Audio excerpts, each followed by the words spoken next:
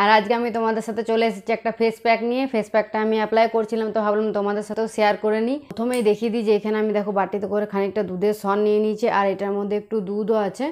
তো এটা খুব ভালো করে আগে মিক্স করে নেব, আর এটা ভালোভাবে মিক্স করে নিতে হবে। আর একটু দুধ দিয়েছি কারণ আরও কিছু এর মধ্যে মিক্স করব, তো সেটা দেওয়ার পর দেখবে তোমরা কনসিস্টেন্সিটা ঠিকঠাক হবে। তাহলে আমি স্কিন কেয়ার করছি, তো তোমাদের সাথেও শেয়ার করে নিই, কারণ আমাদের হোম মেকারদের একদমই সময় হয় না যে নিজের জন্য কিছু করার। তো আজকে যখন আমি নিজে করছিলাম, আমি তো ভাবলাম যে দেখাই, তাহলে হয়তো দেখেও যদি কিছু জন করে তাহলে আমার বেশ ভালো লাগবে।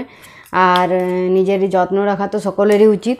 তো দেখো এরপর এখানে সরটা আমার খুব ভালোভাবে মিক্স হয়ে গেছে। তো এরপর দেখো এখানে আমি হাফ চামচ মতো বেসন নিয়ে নিয়েছি, বেসনটা দিয়ে ভালো করে এটা মিক্স করব।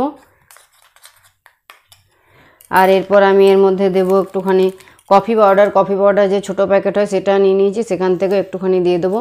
এটা আমি যেহেতু মুখে আর গলাতে পুরোটাতে অ্যাপ্লাই করব, তার জন্য একটু বেশি করে দিয়েছি। মধ্যে মিক্স করব এই গুঁড়ো দুধটাও একটুখানি একদম অল্প দেবো।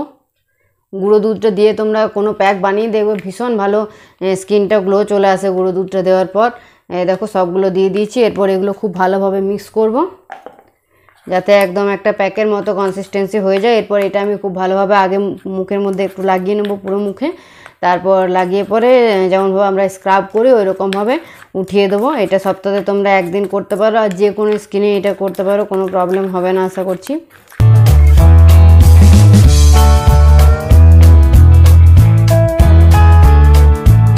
স্নান করে চলে এসেছি, আর মুখটা দেখো ভীষণ একটা সফট ফিল হচ্ছে, আর প্যাকটা ভীষণ ভালো।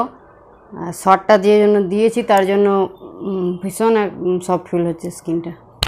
এখনও পর্যন্ত মুখে কিছু অ্যাপ্লাই করিনি, এরপর সানস্ক্রিনটা অ্যাপ্লাই করে নেব।